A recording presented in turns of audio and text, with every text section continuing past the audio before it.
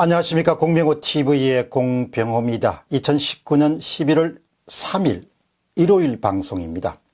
문재인 정부의 경제정책의 양대 축을 형성하고 있는 소득주도 성장론, 급격한 최저임금 급등과 아울러서 주 52시간 근무제의 실시가 현장에서 파급 효과로 부정적인 그런 부분들이 곳곳에서 드러나고 있습니다.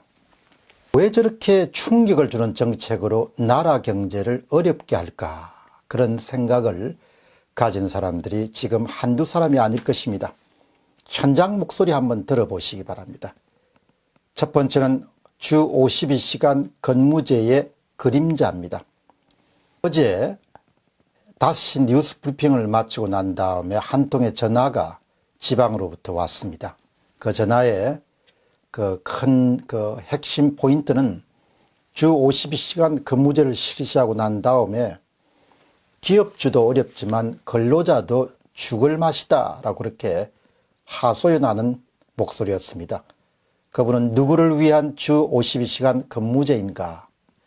핵심 포인트는 근로자의 임금이 크게 낮아졌다는 겁니다. 주 52시간 근무제가 실시되고 나니까 기업주는 비용 급등을 극복하기 위해서 임금 체계를 바꿉니다. 기본급, 보너스, 수당 같은 부분들을 다 일괄적으로 단일 체계로 바릅니다. 시급으로. 근로자에게는 법정 근로시간 40시간만 일을 하도록 합니다. 그러니까 과거에 68시간에서 40시간으로 줄어들었으니까 24시간분의 임금이 날아가 버린 겁니다. 그 밖에 초과해서 처리해야 될 업무 같은 경우는 아마 외국인 근로자들을 투입해 가지고 업무를 처리한다고 합니다.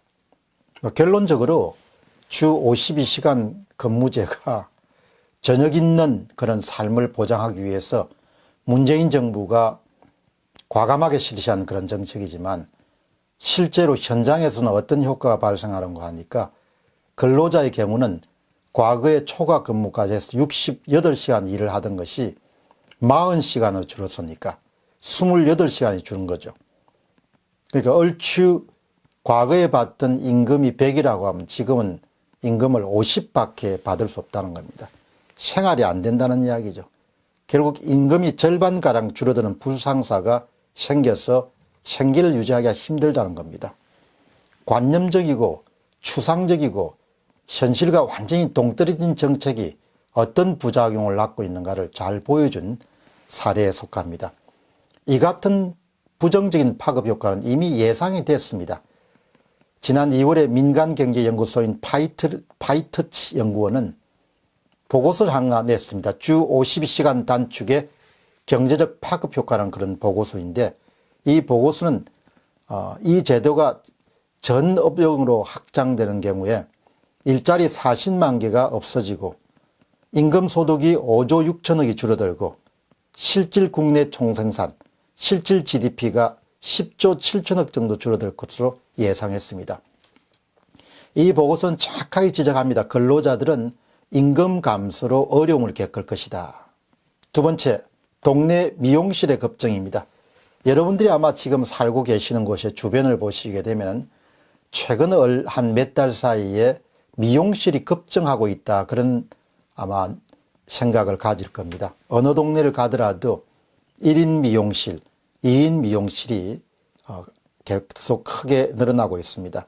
최저임금이 급등하니까 기존에 좀 큰 규모가 있는 미용실에서 고용하고 있던 그런 미용사들이 대부분 해고 대상이 됩니다. 그러니까 그분들은 갖고 있는 기술을 가지고 좀 규모가 있는데 임금 근로자로 이야기하기 힘드니까 결국은 빚을 내서라도 좀 무리해서라도 그렇게 미용사 업계로 뛰어드는 것이죠. 제가 사는 동네도 한 4군데 정도가 더 늘었습니다. 그렇다고 사람들이 갑자기 2번, 3번 머리를 깎을 수 없지 않습니까?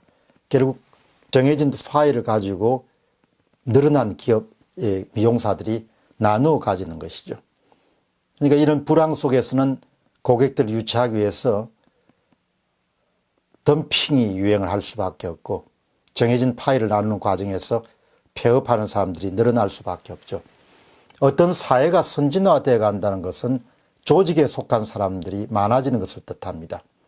한국은 한국과 같은 그런 정도의 경제력을 가진 국가치고 자영업 비중이 아주 높은 나라 가운데 하나입니다. 그래서 우리가 어떤 사회가 선진화되어 간다는 것은 자영업 숫자가 줄어들고 조직에 속해서 살아가는 사람들이 많아지는 것을 뜻하게 되죠. 그러니까 인건비를 급등시켜 놓으니까 더 많은 자영업자를 양산시키니까 오히려 나아가는 것이 아니고 후퇴하는, 조직에 속한 사람들을 줄이는 그런 부정적인 파급 효과를 낳게 됐습니다. 세 번째는 농어촌의 애로입니다. 현재 농어촌에서 외국인 근로자들이 총 인력 가운데 차지하는 비중이 한 40% 내외입니다. 아마 앞으로 몇 년 사이에 50%까지 증가하지 않겠냐 그렇게 생각합니다.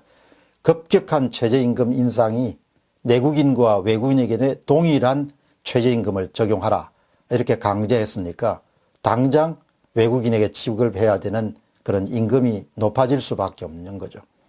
그렇다고 해서 농업이나 어업이 생산성이 굉장히 높은 그런 업종은 아니기 때문에 당장 정부의 정책이라는 것이 농업이나 어업에 종사하던 경영주로부터 어디로 자연스럽게 부가가치를 많이 이동시키는 거 하니까 외국인 근로자들에게 그대로 이동시킨 거죠. 결국 자기 나라 정부가 자기 나라 농어민을 어렵게 하고 상대적으로 외국인 근로자에게 후한 보수를 지불하는 정책을 국가가 실시한 셈입니다. 그러니까 농민 사이에서는 이런 이야기가 나온 것도 누구를 위한 정부인가, 어느 나라 정부인가 그런 이야기가 나오는 겁니다.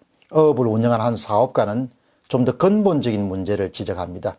주 52시간 근무제가 대기업에서 적용됐지만 이미 그와 같은 분위기가 확산되기 때문에 생산성 하락이 눈에 띌 정도로 크다고 합니다. 사회 전체가 가능한 일을 적게 하고 적당히 일하고 보수를 많이 받는 그런 쪽으로 사회가 나아가기 때문에 이 사회가 지탱할 수 있겠느냐 그런 걱정을 하는 것이죠. 그러니까 예를 들면 어선 같은 경우는 한 번 정도 더 작업을 할 수 있는데도 불구하고 그냥 조업 시간을 단축시키고 불이 나게 항구로 들어오는 그런 일들이 자주 발생하고 있다는 겁니다. 어떻든 참 정책이나 제도라는 것은 한 나라의 번영에 아주 중요합니다. 정책을 만들어서 실시하는 사람들은 하늘만 보지 말고 땅도 봐야 되는 것이죠. 그러니까 보이는 효과만이 아니고 보이지 않는 효과까지 좀 꼼꼼히 따져서 정책을 실시하지 않으면 특히 충격적인 정책을 이렇게 그냥 빠른 시간 내에 실시하게 되면은 현장은 엄청나게 많은 혼란을 겪게 되고 결국은 현장이 망가지는 거죠. 그러니까 문재인 정부 들어서 지금 현장이 엄청나게 많이 망가지고 있는 겁니다. 주 52시간 근무제나 그 다음에 소득주도 성장이라고 이렇게 내세우면서 최저임금을 급등시킨 것은 생산 기반 자체를 와해시키는데 대단히 큰 기여를 하고 있는 그런 정책들이죠. 이 정책의 부정적인 효과에 대해서 현장에서는 수없이 많은 아우성과 불만과 또 시정 요구가 있었지만 결국은 정치적 목적 때문에 그런 모든 것이 무산되고 가는 겁니다. 지금 날로 어려워지는 경제 상황에는 이런 좋지 못한 정책들이 경기 하강 국면에서 적용돼 가지고 오히려 경기를 가라앉히는 쪽으로 작용해온 점을 지적하고 싶습니다. 공병호 TV의 공병호였습니다. 감사합니다.